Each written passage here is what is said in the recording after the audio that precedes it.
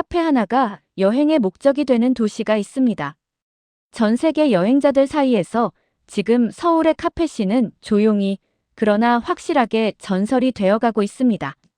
오늘 소개할 두 사람, 저스트와 멜도 그 소문을 듣고 서울로 날아온 뉴질랜드 출신 친구들입니다. 이들이 세운 계획은 단순했습니다. 카페를 돌고 한복을 입고 서울의 밤을 눈에 담는 것. 그런데 이 단순한 계획이 이들에게는 평생 기억될 하루가 되어버리고 말았습니다. 첫 번째 카페 문을 열고 들어선 순간 카페 한켠에 놓인 수증기 장치에서는 무언가 은은한 향기가 퍼지고 있었고 멜은 이게 뭔지는 모르겠지만 너무 좋다며 실실 웃음을 터뜨렸습니다. 뉴질랜드는 카페 문화로 손꼽히는 나라입니다. 세계적인 바리스타 대회에서도 자주 이름을 올리는 커피 강국이죠. 그런 나라 출신의 두 사람이 서울의 카페 앞에서 연신 감탄한다는 것은 서울의 카페가 단순히 커피를 파는 공간이 아니라는 것을 증명하는 장면이었습니다. 두 번째로 향한 카페는 이름부터 독특했습니다. 레인 리포트. 건물 외벽으로 물이 흘러내려 빗속에 서 있는 것 같은 착각을 주는 공간이었는데요. 내가 이 카페 주인이라면 얼마나 자랑스러울까? 라는 말이 절로 나올 만한 공간이었습니다. 비가 창문을 타고 흐르는 풍경을 안에서 바라보며 커피 한 잔을 마시는 이 경험. 유럽의 카페들처럼 오래된 건물의 고풍스러운 멋도 있고 동시에 한국 특유의 감각적인 연출도 있는 서울만의 공간이었습니다.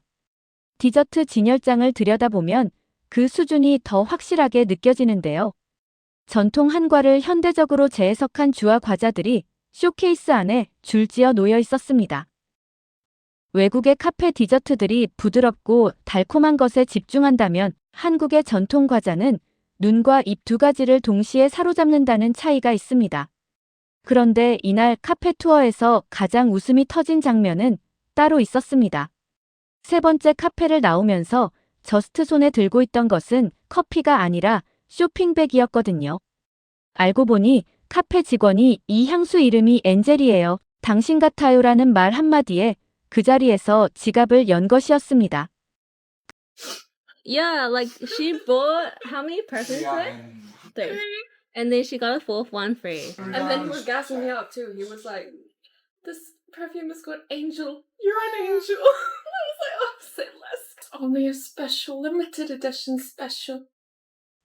이 장면이 웃기면서도 동시에 인상적인 이유가 있습니다. 한국 상인들의 세심한 마케팅 감각, 그리고 손님 한 명 한 명에게 특별한 경험을 선물하는 방식. 어쩌면 이것도 한국 특유의 정문화가 장사 현장에서 녹아나오는 모습인지도 모르겠습니다. 점심을 먹기 위해 들어간 한식당에서도 상황은 크게 다르지 않았습니다. 메뉴를 시키고 잠시 기다리자 테이블 위로 반찬들이 하나둘 놓이기 시작했고 본 음식이 나오기도 전에 이미 상위가 가득 찬 것을 본 저스트는 그 자리에서 탄성을 내지릅니다. 음식이 나왔을 때 오마이갓을 3번 연달아 외치는 반응. 이것은 단순히 음식이 많아서가 아닙니다. 반찬이라는 개념 자체가 낯선 외국인들에게 기본으로 깔리는 서너 가지.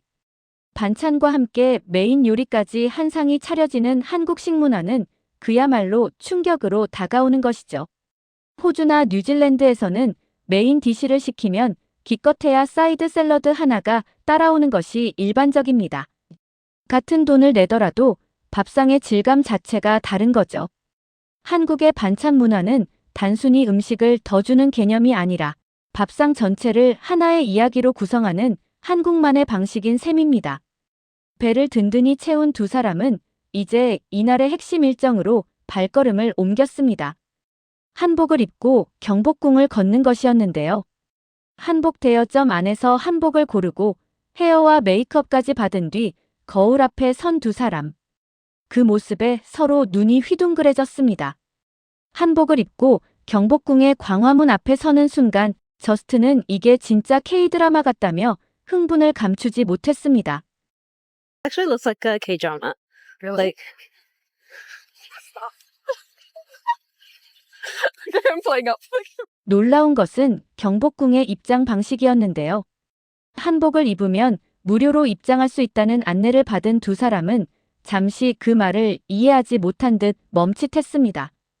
한복 대여 비용을 냈는데 궁궐 입장료는 따로 없다는 것. 영국이나 호주에서 역사적인 건물에 입장하려면 적게는 몇만 원에서 많게는 수십만 원을 지불해야 하는 경우가 흔하거든요. 한국인들에게는 당연한 이 시스템이 이들의 눈에는 믿기지 않는 호의였던 것입니다. 경복궁을 뒤로하고 한복을 반납한 두 사람이 마지막으로 향한 곳은 앤서울 타워였습니다. 케이블카가 점검 중이라는 소식에 택시를 탔는데 예상치 못한 상황이 펼쳐졌습니다. 출발 전에는 15달러라던 기사가 도착하자마자 30달러를 요구한 것이죠. 한동안 사기를 당한 건지 아닌 건지 헷갈려 하던 두 사람은 결국 돈을 내고 내렸는데요. 그러면서도 이 일 하나로 서울 전체에 대한 인상이 바뀌지는 않았다며 웃으면서 남산을 걸어 올라가기 시작했습니다. 그만큼 서울이 이들에게 쌓아놓은 인상이 두텁다는 뜻이기도 했습니다. 밤이 깔린 남산 오르막을 걷는 두 사람 앞으로 조명을 가득 밝힌 앤서울 타워가 서서히 모습을 드러냈습니다. 전망대에 올라 내려다본 서울의 야경은 두 사람에게 아무 말도 하지 않게 만들었습니다. 한강을 따라 양쪽으로 끝없이 이어지는 불빛들. 뉴질랜드의 어느 도시에서도 본 적 없는 규모의 야경이었는데요. 사실 전망대에서 두 사람이 가장 먼저 한 행동은 뉴질랜드 도시를 찾는 것이었습니다. 전망대의 세계 도시 지도에서 웰링턴과 오클랜드를 발견하고 기뻐하는 모습은 이 드넓은 세상 어딘가에서 자기 고향이 이 서울 전망대와 연결되어 있다는 감격을 주는 순간이었죠. 그런데 이날 앤서울 타워에서 두 사람의 입을 가장 크게 벌어지게 만든 것은 야경도 전망대도 아니었습니다. 화장실이었습니다. 변기 옆 통창으로 서울의 야경이 그대로 펼쳐지는 스카이 화장실. 두 사람은 카메라를 들고 화장실 안을 이리저리 담기 시작했는데요. 천장에 조명이 드리워지는 그 감각을 꼭 경험해보라며 진심으로 추천하는 모습이 인상적이었습니다. 사실 이 장면에서 한국인들이 놓치기 쉬운 부분이 있습니다.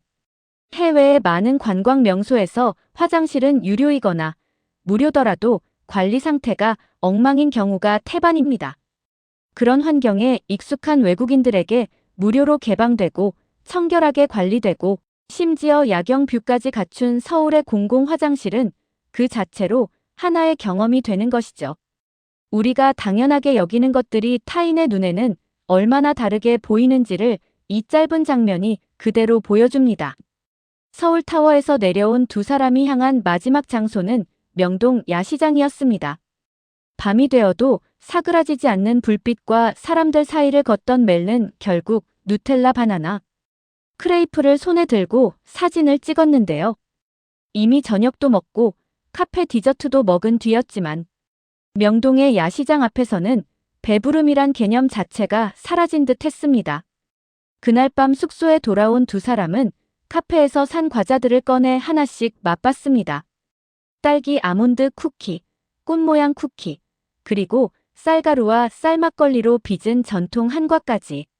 쌀가루와 쌀막걸리, 그리고 설탕 시럽이 재료라는 설명을 들은 뒤 한과를 한 입 베어 무냄은 시트러스 향이 느껴진다며 고개를 끄덕였습니다. 전혀 낯선 맛인데도 거부감 없이 자연스럽게 받아들이는 그 모습. 한국의 전통 음식이 해외에서 점점 더 많은 사람들의 입맛을 사로잡고 있는 이유를 보여주는 순간이기도 했습니다.